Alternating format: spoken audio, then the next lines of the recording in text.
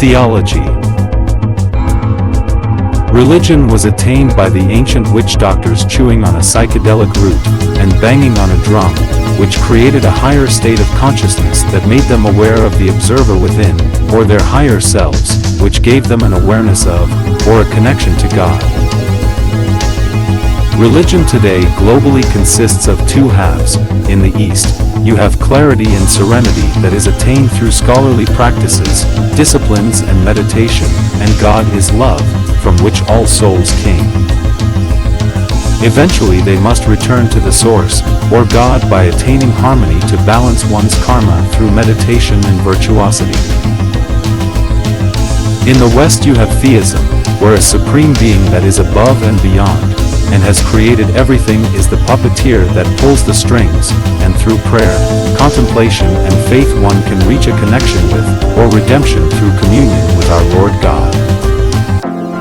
Religions are evanescent, colored by our mindsets and culture that moves with the times, so their knowledge is transient, not absolute.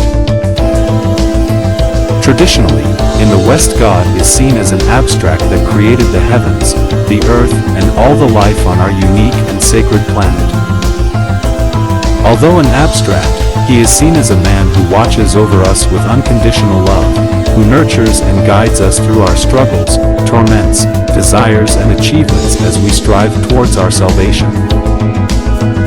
One has faith, abides to his rules, and our service is to do what we love in the workplace, plus loving our neighbors and foes as we love him.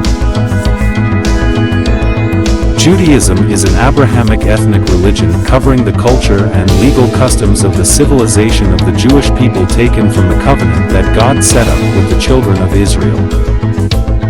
The Old Testament through its stories connects us to the struggles of the Jewish people and their belief and faith in their God, which leads them from temptation and bondage toward freedom and salvation. It can also be read as an esoteric spiritual guidebook, or as a book of ethics for us all to obey and follow. Other ancient pagan mysteries were accused of plagiarism by anticipation because they also believed in a God-man hypothesis, such as Osiris, Dionysus, Attis, Adonis, Bacchus and Mithras, in Egypt, Greece, Asia Minor, Syria, Italy and Persia. Essentially, they were practically identical in that they were God-men that lived, died, ascended, and were resurrected. The Gnostics believed that they were imprisoned in the flesh, and that there were two worlds.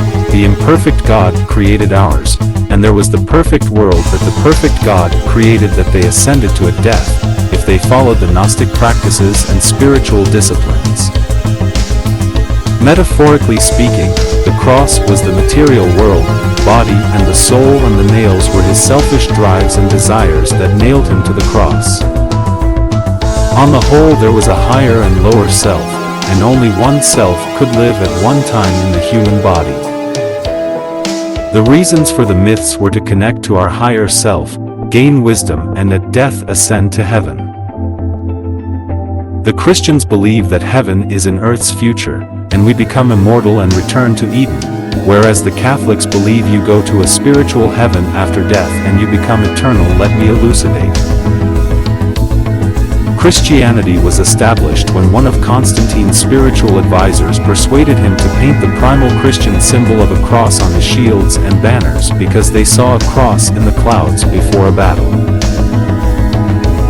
His advisor said that it was a sign from the slave's Gnostic god that he should display the symbol in battle, if he wanted to be victorious, which he did. That led to victory, and the Romans replacing their ethos for God as Gnosticism became Roman and was called Christianity. 2100 years later, and the slaves with their God hypotheses now wield the power as the weak have inherited the earth. Christians claim that Hollywood is in league with the devil for making films that are spiritualistic in nature. Films like Ghost, The Sixth Sense and other pagan trash. They say Harry Potter is coercing our youth into witchcraft, and modern films on the afterlife are making their faithful flock stray from the Word of God into darkness and trickery. The Christian's ethos can be found in the Christian's Holy Trinity, which is that God is made up of three parts: the Father, the Son, and the Holy Spirit. God the Father turns his back on his children because of the original sin with Adam and Eve, and Plan B came into fruition. Essentially, God told them that they could not eat the forbidden fruit in the Garden of Eden. And the devil tempted Eve, who then persuaded Adam to eat it too, and of course they got caught, as God sees all, and he casted them out of Mesopotamia into the wilderness, where they suffered birth, experienced pain, endured torment, and their mortality. After that, Jesus came down as God personified, where he preached and upset the Jewish priests, who started complaining to the Romans about the convictions of his philosophies.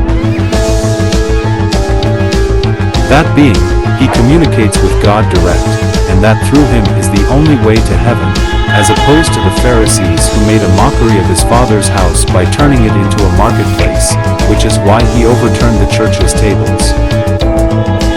He was judged for his sins, and he was crucified and died on the cross, which he did willingly because it was his Father's plan all along for him to suffer and die on the cross, not for his, but for humanity's sins. 3 days later, he resurrected, ascended to heaven, and will return on Judgment Day, so we can all go to heaven, or into the icy depths of hell. Dante's Divine Comedy changed hell from a fiery pit to an icy realm where Satan punishes and eats the damned forever because of their sins. He inspired Botticelli and Blake to depict hell in their art also, who helped change it from an abstract realm to the physical place that we still know and fear today. Gregory the Great set up the standard medieval depiction of the devil. He integrated the devil as the first creation of God into the Christian angelic hierarchy as the highest of the angels, cherub or a seraph, but as high as he stood in heaven when cast out, he fell into the depths of hell. The devil is identified with several figures in the Bible, including the serpent in the Garden of Eden, Lucifer, Satan, the tempter of the Gospels, Leviathan, and the dragon in the book of Revelations. The devil, it is said, was once a beautiful angel called Lucifer who fell from grace when he defied God. The book of Isaiah said in the Bible, "How art thou fallen from heaven, O Lucifer, son of the morning?" Lucifer's entrance into Christianity probably happened in Palestine in the 1st century. He was originally an Italian pagan god that helped people to cross over into the spirit world at death. In Latin he was called the Light Bringer, who by the church fathers, who were inspired by Jesus in the Gospel of Luke when he saw Satan falling from heaven like lightning, proclaimed that he was the devil. Early scholars who discussed the role of the devil portrayed him as representing deficiency and emptiness, i.e., furthest from the divine. According to Augustine of Hippo, the realm of the devil is not nothingness, but an inferior realm standing in opposition to God. The Oriental and the Occidental. Let us now look to the fruits of both the Eastern and Western theosophical paradigms that were some of the major influences for the aforementioned postmodern theistic hypothesis above. Karma is recognized in many different cultures, and it comes in 3 guises: punitive, instructive, or the balancing of light and dark energy, and achieving equilibrium is its main objective. It is found in many of the Eastern and Western theosophies, so let us begin with Buddhism. In Buddhism, one must break free from suffering and end the endless cyclic journey of birth, death and rebirth by achieving nirvana, which is attained by balancing one's karma with the 4 noble truths, which is the truth of, the cause of, the end of, and the truth of the path that ends the truth of suffering, or more simply put, suffering exists, it has a cause, an end and a cause to bring about its end. The end of suffering is brought about by the method of the Noble Eightfold Path, and the steps of the path are right understanding, thought, speech, action, livelihood, effort, mindfulness and concentration. Furthermore, there are three themes in which the path is divided, which are good moral conduct, and the understanding of thought and speech. Meditation and mental development is action, which leads to right livelihood, effort, wisdom, insight, mindfulness and concentration, which brings an end to all suffering. The idea of suffering is not meant to put across a negative view of the world, but rather a realistic perspective that deals with the world as it is, and attempts to change it for the better. The root of suffering in Buddhism is desire and ignorance, desire being the craving of material goods and immortality of which satisfaction can never be reached. Pleasure is not denied, but it is over in an instant. The quest of pleasure can only be kept up with what is a seemingly infinite thirst. The same logic belies in the understanding of happiness, and in the end only aging, sickness and death are unavoidable. Ignorance relates to not seeing the world as it actually is, or without the capacity for mental concentration and insight. Vices such as greed, envy, hatred and anger derived from ignorance, and explain why one's mind is left undeveloped and unable to grasp the true nature of things. However, when one is in a transcendent state free from suffering, and the worldly cycle of birth and rebirth, one has achieved nirvana and spiritual enlightenment has been attained, and so one unifies, or gets absorbed back into God, that is a transpersonal entity that creates the universe and all life for reasons that transcend our understanding. Somewhere between 2300 and 1500 BC in the Indus Valley near modern-day Pakistan, Hinduism began. The latter date was when the Indo-Aryan people migrated to the Indus Valley from northern Europe, and their language and culture merged with the local indigenous people that already lived there. Hinduism is not a single organized religion, as they embrace many religious ideas, and for this reason it is referred to as a way of life, or a family of religions. They believe in the continuous cycle of life, death and reincarnation along with the universal law of cause and effect, and also the soul that is part of the Supreme Soul, or God. Their purpose is to achieve four aims that are the intrinsic values of the universe, and these are Dharma, Kama, Artha and Moksha, which are righteousness, pleasure, economic values and liberation that provides opportunities to act morally and to lead a good life. They believe in one God, Brahman, who is the eternal origin, and is the cause and foundation of all existence. There are 330 million gods in the Hindu religion that represent the different forms of the universal God. The other gods are sent to us so as we can achieve divine union. Hinduism's faith is centered on reincarnation, as they believe that although the physical body dies, that the soul carries on after physical death, and is reborn into a different life on the earthly plane, or spirit. Essentially, the soul continues to reincarnate until it settles on its true nature, where it leaves its physical tethers behind and resides in spirit. When a person is born, their soul is born into a different body, and some believe that rebirth happens directly at death and others that it lives in other spiritual realms, which it enters for a period of time before rebirth.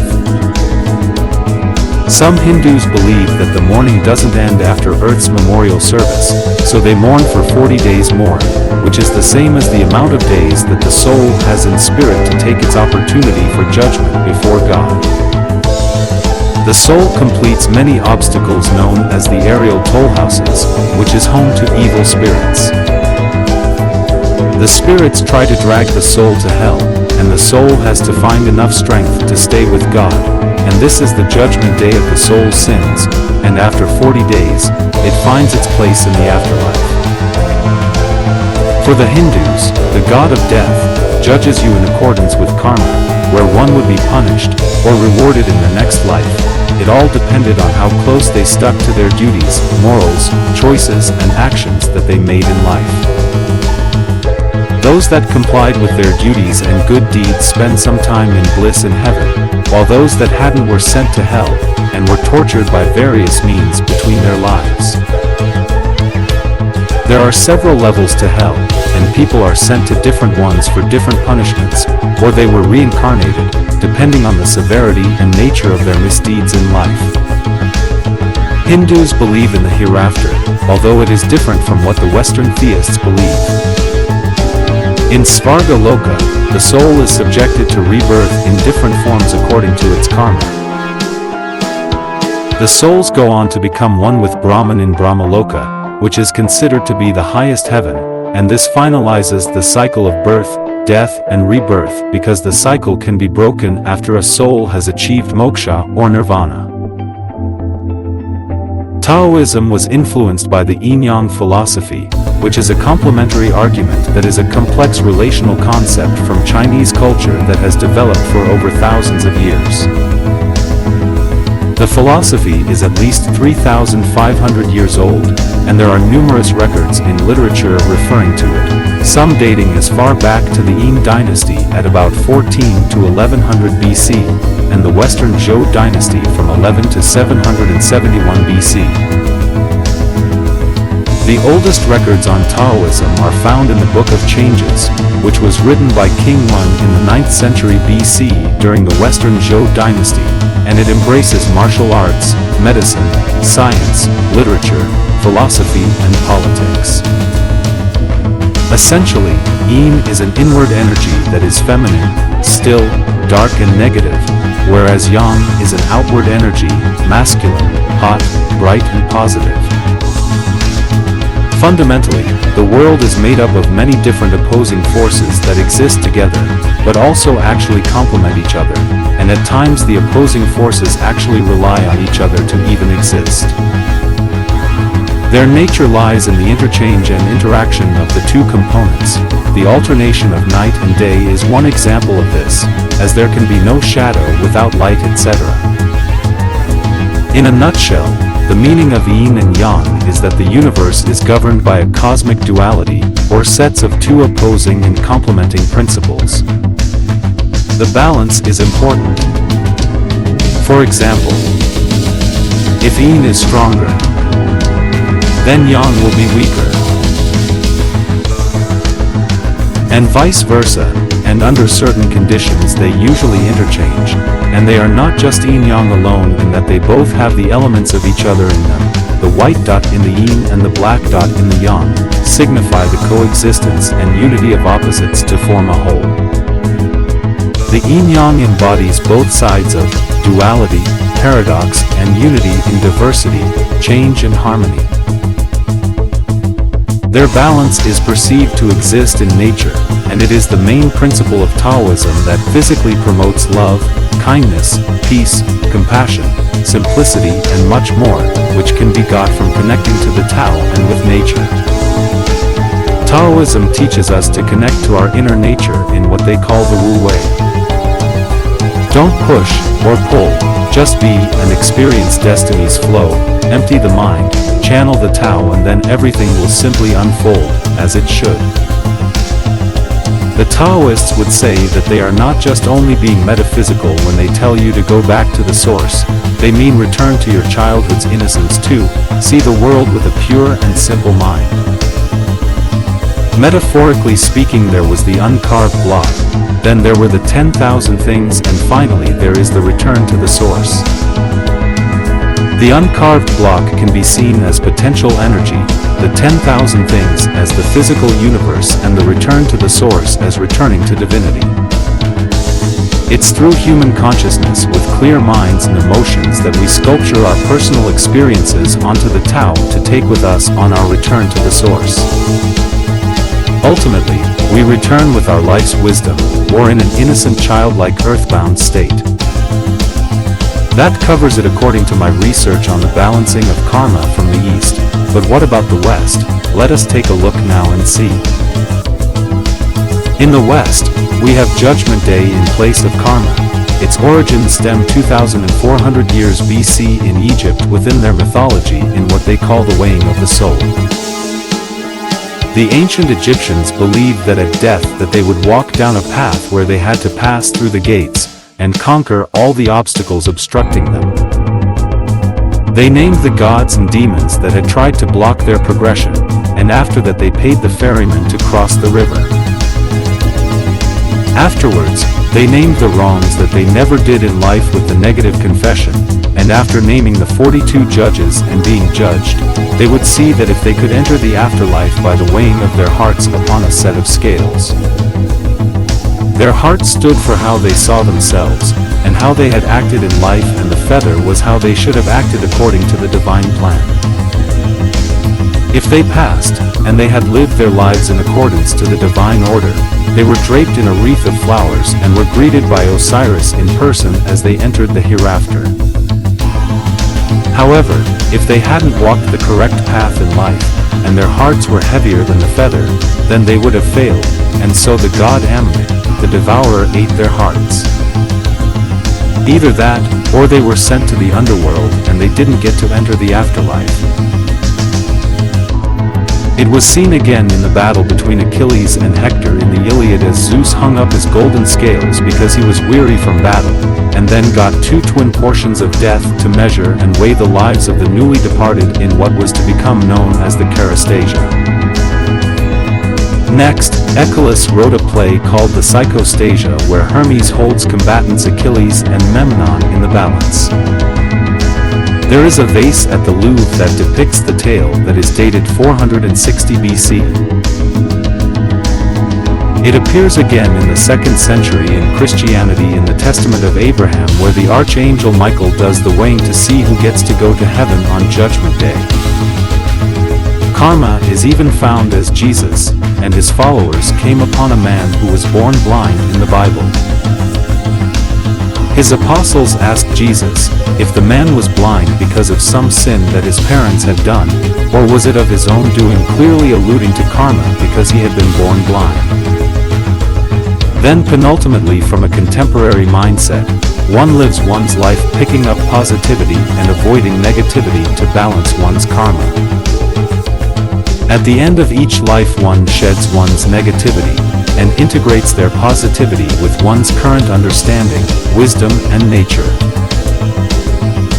Eventually, having exhausted one's living experiences by living out one's full potential of life and lives, one finally leaves the cycles of birth, death and rebirth behind and go on to reside within the light forevermore. The Native Americans' plight. The Native Americans believed in the Great Spirit who created life and nature, and so they respected the land and all living things that dwelled, or shared the sacred planet while they were alive, which would ultimately after their deaths take them to the happy hunting ground.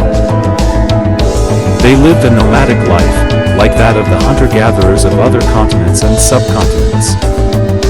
However, because unlike Egypt, the indigenous tribes, because of their diverse cultures and beliefs, were unable to unite and come together. So the theists took away their God-given right to live in peace and harmony with nature by forcing them from their hunting grounds and their homes, and in so doing they cut them off from their God and harmony with their natural environment. Those that disobeyed were slaughtered, or sent to reservations by the land-hungry European imperialists that came to colonize and conquer.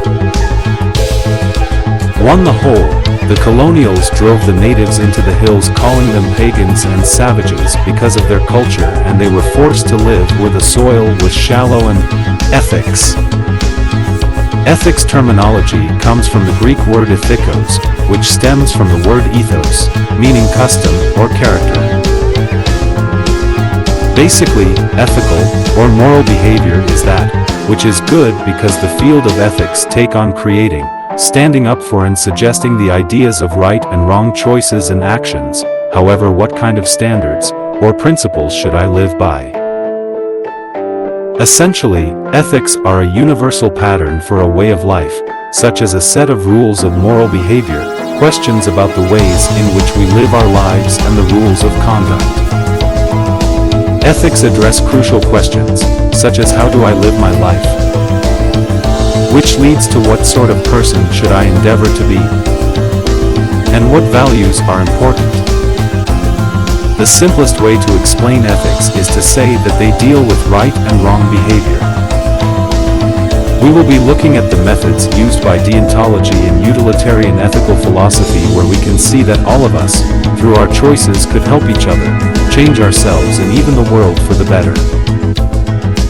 You can find deontology in Hinduism, the Bible, Buddhism, Native American philosophies, and Immanuel Kant, the German philosopher. For example, the 10 commandments that one must follow dutifully for the bigger picture, and for societies and our general well-being. For Hinduism, it's truth, non-violence, celibacy, non-adultery, no desire to possess or steal, non-corruption, cleanliness, contentment, reading the scriptures, austerity, perseverance, penance, and regular prayers. Then, there is the Bible. You shall have no other gods before me. You shall not make false idols, shall not take the name of the Lord your God in vain, remember the Sabbath day and to keep it holy, honor your father and your mother, you shall not murder, shall not steal, shall not bear false witness against your neighbor, and you shall not covet. Next, Buddhism, which are: do not kill, do not steal, do not perform sexual misconduct, that being anything less than chastity for the monks and for the laymen. It is practice monogamy, do not lie, do not pollute your body, do not eat after midday, do not participate in worldly amusements, do not wear jewelry or apply perfume, do not sleep on high luxurious beds, and do not accept gold or silver. With Buddhism, the laymen are only to accept the first 5 precepts, but occasionally, like during the 4th night of fast day, they may observe 8 precepts, the first 9 with the 7th and 8th combined as one. Usually, the nuns and monks only observe the full 10 vows, and they follow detailed monastic rules that are an expansion of the 10 precepts. After that, there is the Native American spiritual wisdom that, although taken from various tribes, essentially they are all synonymous. The earth is our mother. Honor all your relations. Open your heart and soul to the Great Spirit. All life is sacred. Treat all beings with respect. Take from the earth what is needed and nothing more. Do what needs to be done for the good of all. Give constant thanks to the Great Spirit for each day. Speak the truth, but only for the good in others. Follow the rhythms of nature. Enjoy life's journey, but leave no tracks. Then, there is the Kantian deontological ethics, and with these ethics you get to choose and make the rules. Basically, if you take in maxim of thou shalt not kill,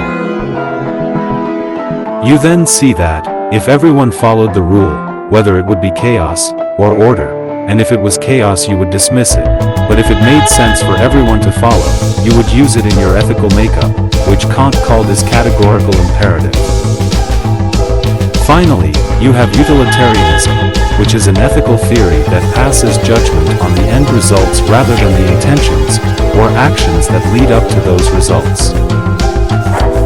Where else on earth would you hear, live for the greatest happiness, live for the greatest good for the greatest number of people, this is happiness, you ought to act like this, where else, but deep inside the room of utilitarianism. With its utopian outlook, utilitarianism is made up of many constituents. It is a form of consequentialism, and it gains its pleasure not being tethered to duty or virtue. It gains its pleasure from happy endings. The way that it maximizes pleasure is like a fairy tale. Apart from it does not matter if you play the role of the villain, as long as there is a happy ending. Now that we have become acquainted with the overall values of the utilitarian, let us venture deep into its heart by looking at its many constituents. The rule and the act utilitarian are the most popular, and they both quote the categorical imperative of the utilitarian, which is to maximize the most amount of happiness for the greatest amount of people.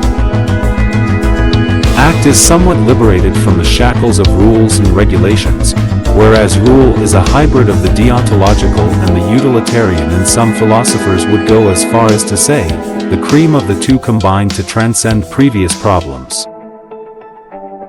Rule utilitarians adopt general rules about the kinds of actions that produce the greatest amount of happiness for the greatest number of people, whereas act would punish even the innocent, if it passed the test of Jeremy Bentham's felicific calculus. Basically, a set of scales that measure pain and suffering against happiness and pleasure, and if there is more of the latter, you create the categorical imperative and follow the rule no matter what. What is one man's life compared to the total happiness that comes with the drop in violent crime? To the rule utilitarian, it would be an outrage to break their maxim of never punish the innocent. To the act, if you can create happiness by breaking a promise, or telling a lie, then go ahead, do not feel guilt for being an ethical egoist. The rule, on the other hand, would advocate keeping promises because in general this produces a balance of happiness over unhappiness. Despite their apparent differences, it must be said that at the end of the day that rule utilitarians are primarily utilitarian. This you can see when we look into the two versions of the rules, restricted and extreme utilitarians. When put to the test on a moral example, if a majority of people were to benefit from the murder of an innocent man, the extreme would have no problem at turning a blind eye. Whereas, the restricted usually stick to the rules, and would generally say that the greatest happiness is not served by murder, so therefore it should not be committed. Although, if it came across enough cases where it was, then it might alter the rule. The other constituents that make up utilitarianism are the negative, ideal, and the theosophical utilitarians. Let's briefly look at their issues. The avoidance of pain and suffering is the fundamental principle of the negative utilitarian, so the best action in any circumstances is the one that is focused on general unhappiness. A rich negative utilitarian on their deathbed, on considering what to do with their money once they have passed on, would leave it to the poor and or a severely sick person who was in great pain, whose suffering would be reduced by their contribution. The negative utilitarian would end the world to stop the entire world's pain and suffering. The ideal utilitarian would say that there are other things beside pleasure, such as virtue, love, knowledge, and beauty, as ends to consider. Hedonistic utilitarians, although they agree with the above, they say that on the whole there is no difference. Some writers combined egoistic psychology with a utilitarian ethical outlook, and they state that to achieve maximum happiness, a prudent man must come to the realization that he needs the help of others. If this course of action is put into practice, although each person aims at his or her own economic advantage, the net result is beneficial for the whole of society. This form of ethics has become known as ethical egoism. Theological utilitarians suggest that God has a beneficial purpose that is the happiness of his, her creation. They then go on to say that she encourages unruly and narcissistic human beings to serve that beneficial purpose by the promise of a reward in heaven for their compliance to their authority, or the threat of punishment in hell, if they are disobedient. Moral obligation on this view is prudential. A man should obey the will of God in the same way that he should follow the precepts of his doctor. It will be advantageous for him if he does, or disadvantageous if he does not. Secular utilitarianism deals with having precepts that make issues out of utility, and the reduction of pain and suffering, that it can be of no use to abuse one's authority by overstepping the mark when dealing with the punishment that comes with the just desert. One reason for this is the law would become feudal to a villain who had committed a singular crime. For they would more and likely think that because the punishment is so great for this one small crime, that they may as well go on committing further crimes, or more rewarding crimes, until they either have enough money to retire, or they finally get apprehended for their criminal acts. Secular utilitarianism helped modify the law of its unnecessary evils with the introduction of the rehabilitation system. Let's look at Jeremy Bentham and John Stuart Mill. The former derived his ethical theory that was attained from a theory of human nature. He came to the realization that all humans continually pursue their own pleasure, or happiness, and retreat from pain and suffering. His central tenet became those acts that increases the happiness of people are to be seen as right, and those, which decrease it, are wrong. Because what some call pain, others call pleasure, he added that the most amount of good, of the greatest number, is the measure of right or wrong. He devised a method to calculate the value of pleasure and pain, called the theosophic calculus, which I briefly referred to in the paragraph above. It measured the intensity, duration, certainty, or uncertainty, remoteness, fecundity, purity in the extent in which it would affect and keep affecting others. Whatever had the highest arithmetical value of pleasure over pain units would have a higher moral value. The latter, John Stuart Mill, was more interested in the quality, not the quantity, that comes from pleasure. He says that it is a fact that some kinds of pleasure are more desirable and more valuable than others. Mill distinguished two kinds of pleasure, the higher and the lower. Those who have experienced both would state the higher as more important. Mathematics, or art appreciation, you cannot enjoy or understand unless you have learnt something about them first. You do not have to understand food to know hunger, so the higher pleasures are therefore dependent on other things being learnt. This is what Mill meant when he said that, it is better to be a human dissatisfied than a pig satisfied. The angel-demon test. When one looks at creation, beginning with the Big Bang, then on through the various stages of the universe's existence, like matter winning the war over antimatter, or the four cosmic forces coming into existence, or the formation of gravity, which formed black holes that with their messy eating habits along with the electromagnetic fields helped to form and shape the galaxies, and the after effects of Thea's collision with Earth that brought life, evolution, and self-consciousness.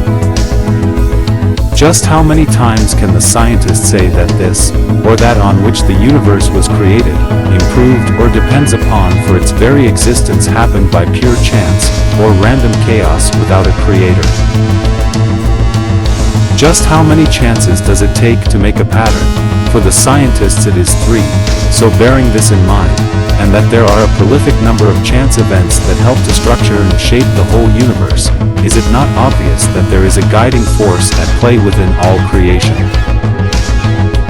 The quantum theorists now hypothesize that the universe is made out of thought, a creative conscious cosmos that is alive, and that it wants us to know that it exists and that it responds to all our choices or actions.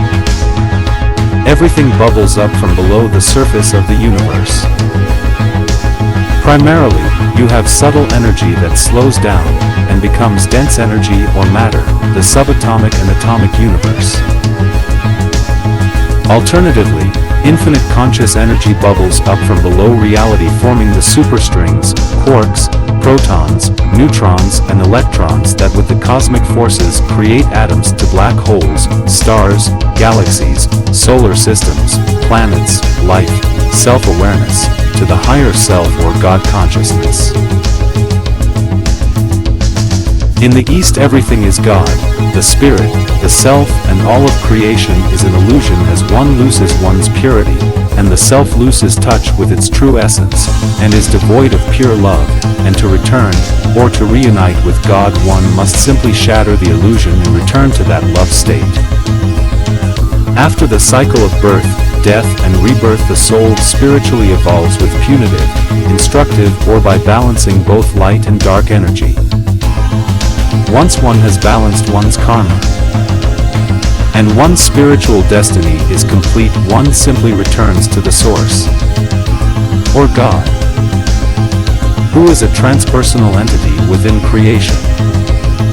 So when one reaches moksha, or attains nirvana, and realizes that everything is an illusion that is created by God, and that our goal is not in the attainment of pleasure,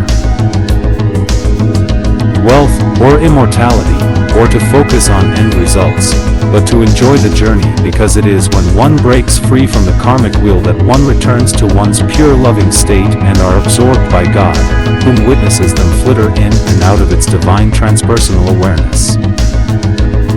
In the West, the philosophers and mystics lead the way that shines light into theology and mythology, that suggests that within, or behind one's thoughts is an observer, or a higher self who witnesses one's life journey. One is to connect to the observer within, through meditation, creativity, or contemplation, so one's soul can attain spiritual enlightenment and unity with God, and or become an individual and one free immortal spirit as one with all and everything.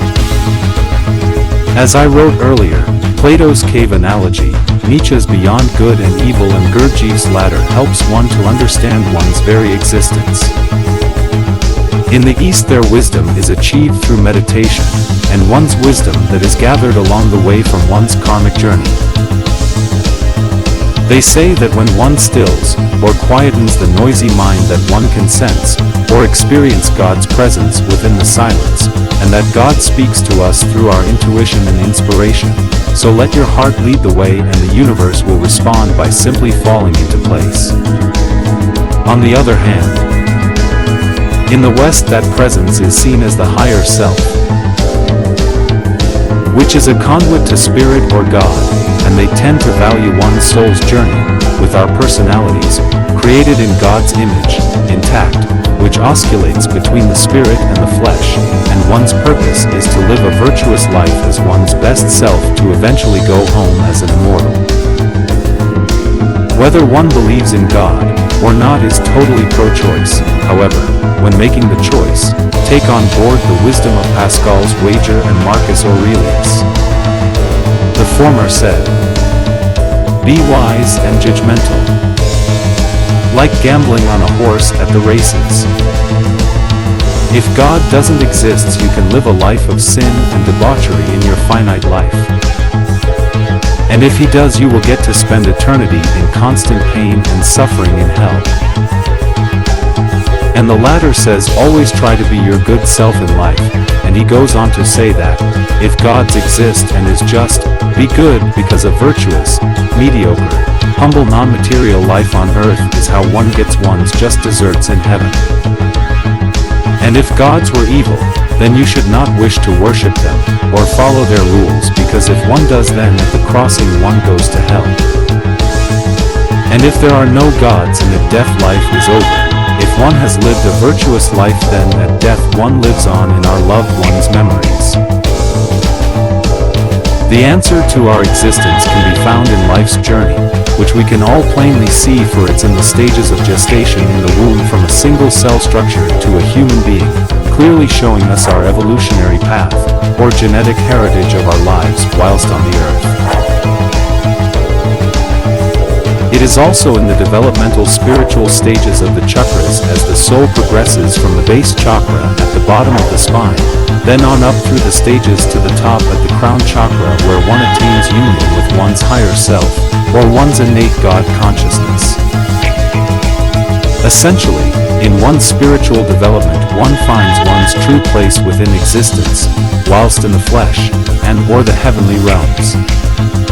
Basically, it is the color of one's aura, which displays your spiritual development, that leads you to your rightful place within the afterlife, where one lives amongst like-minded and kindred spirits and consciously evolves one's spiritual ethos, where eventually one will have a second death and relinquish one's form for a subtle amorphous cloud and exist as an infinite creative conscious entity in eternal matter within the light beyond the light.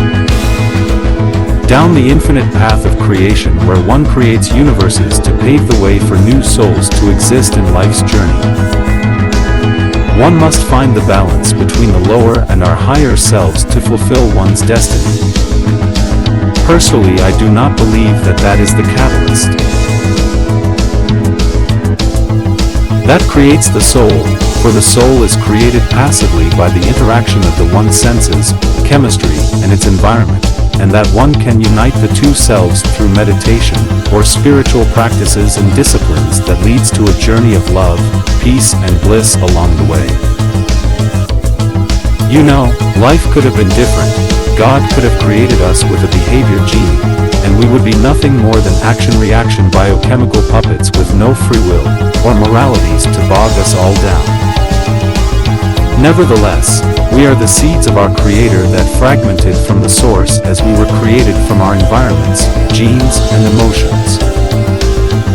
Reality is an extension of God, and we must reconnect to it by expanding our consciousness with meditation, or using our creativity. It's also down to all of us to walk the virtuous path, and make the right decisions in life to harmonize with its grand plan and good intentions. Most philosophers would agree that free will probably does exist, and that our freedom of choice between our selfish and unselfish desires is what shapes and defines our humanity. And although evil was created out of fear and jealousy by those ungrateful Jewish slaves, that I think that it was their intuition giving them feelings that they colored with their culture. However it came about, it is real, and it is a byproduct of all our bad choices and actions that we make or choose to do in our life. So if it is through our bad choices and actions that we create evil, we can rid ourselves of it too by simply choosing for the good, and if we do, we can have paradise on earth, and work with God and create heaven. So, let go of your negative emotions, walk the path of love, bliss, tolerance, and compassion, be at peace and in harmony with your Creator, and be on the path that eventually leads to a happy life on earth and heaven. However, if you are a non-believer, I must say that this planet is for us all to upkeep, with or without a deity. And it makes good sense for everyone to take responsibility of their choices when dealing with themselves.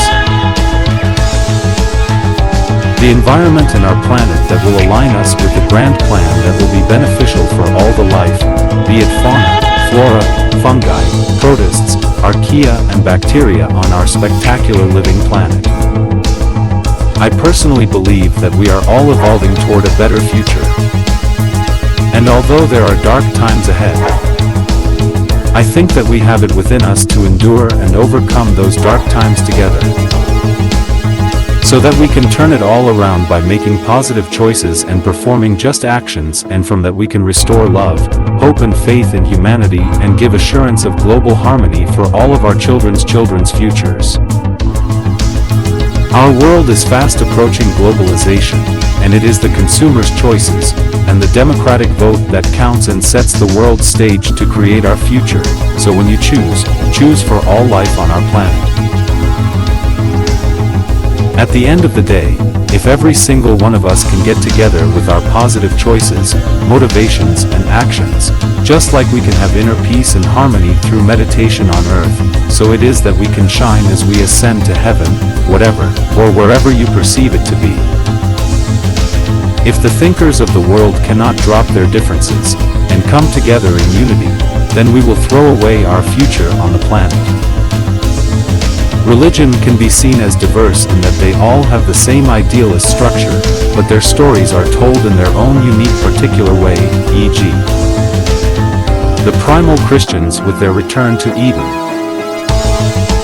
or their entry at death into a spiritual paradise, to your postmodern theists, who believe in both the Eastern disciplines and hypothesis, for the living Western theistic views for the afterlife, basically like the Christians believe, but they also have an extra room in the attic. Basically, everyone is given an A by God, and it's up to us, while we are here on earth, or in the physical dimensions, in what we choose and do that either sustains or diminishes that God-given A. The many self-hypotheses when talking of the higher and lower self are not speaking of people who live within us. They are states of mind, which I believe have been created by where we grew up, and what we were shown and told.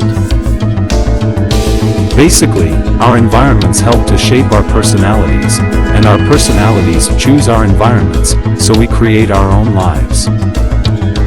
Together we shape our world with our values, choices, and our actions, so when you choose in life, be just and choose for everyone, not just you. Most people fall somewhere in between scrimping and saving, living in hope, fear, frustration and poverty, or its polarity, living with security and affluence with an insatiable lust for life, wealth, power and glory. The trick is to find the balance between good and evil, or the lifestyle of the Jewish slaves and those self-gratifying, selfish, violent Romans. And the common denominator is live both ways, but in moderation. So live a long, jovial, honest, loving and moral life within the realms of Freud's pleasure principle, Gurdjieff's ladder, Plato's cave and Nietzsche's will to power. So if you believe in science, then good on you, and if it's God, then good on you too, for whatever you believe or value, at the end of the day it's our choices and actions that are our soul's adjudicators. I have put together a work chart that has been taken from all the heretofore knowledge and wisdom that I have gathered from this diary that I think could be beneficial to you individually and for humanity. We begin by looking at the chart's polarities, and then asking what one should choose to do, if one found themselves faced in a precarious situation, or with a moral choice, either psychologically or socially. Remember, every choice brings on change that can be beneficial for all. Ultimately, we share our planet with every living species, from single-celled organisms, bacteria and fungi to insects, elephants and whales, so when you choose, choose intelligently, for everyone and for all life.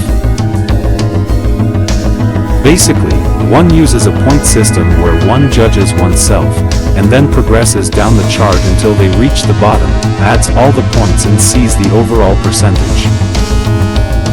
When deciding, all one has to do is to choose both honestly and wisely, then either take a point for the angel or demon. After that, one must apply it to the chart's total, and also apply it to and utilize its positivity into their everyday lives. For example, let's take selfishness and selflessness. Do you think that you expect everyone to run around you, and when it is your turn to give, you never comply, or are you the opposite? Let us say, one was selfless in their thoughts and actions, so that is a point for the angels. Another example to follow would be lying and truthfulness. One can ask, if they are always truthful, and put the answer onto the chart, and if they are, that's another point to add for the angels. There are 28 choices to be made, and if one divides the 28 by 7, one can see that 7 is a quarter of 28, or 25%. So, if you get 7 correct, you are 25% angel, and there is a lot of work to be carried out on your ethical or spiritual progress. However, if you have 14, you have 50%, and you are halfway there. Moving on, if you have 21, you are 75% angel, and this means that you are a human that is in touch with your spirituality. Nevertheless, you still have room for progression. Finally, when all your choices are positive, you are 100% angel, and you have your back, and all you need to do to sustain it is to project love into humanity. To conclude my entries, I would like to reiterate that for the scientist, it's the choices that one makes that not only defines one's character, but also creates all the good and evil that exists within the world today.